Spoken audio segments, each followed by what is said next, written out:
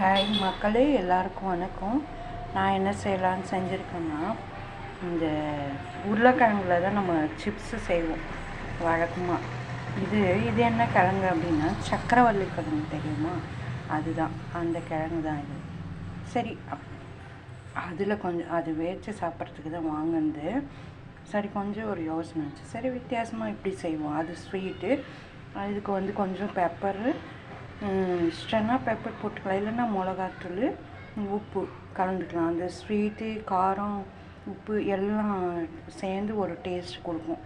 இந்த மாதிரி குழந்தைங்களுக்கு வீட்டில் இருக்கிறத வச்சு, நம்ம வீட்டில் இருக்கிற ஆயிலை வச்சு செஞ்சு கொடுங்க. நான் தவாவில் தான் இது போட்டு எடுத்தேன், தனியாக எண்ணெயிலலாம் கூட போடல.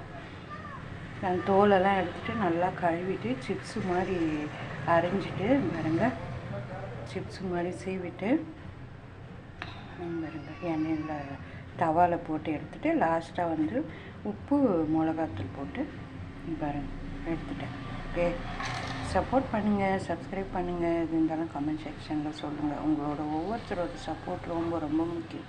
ஓகே, வீடியோ பார்க்குறீங்க, சப்ஸ்கிரைப் பண்ண மாட்டேன்றீங்க, கமெண்ட் பண்ண மாட்டேன்றீங்க. ஓகே, பாய். இது குழந்தைங்களுக்கு கூட கொடுங்க, ஈவினிங் ஸ்நாக்ஸு. வீட்டில் இருக்கிற பொருளை வச்சு நம்ம கடைக்கு போய் வாங்கணும்னு இல்லை, வீட்டில் என்ன பொருள் இருக்கோ அதை வச்சு டக்குன்னு செய்யலாம். ஓகே, பாய்.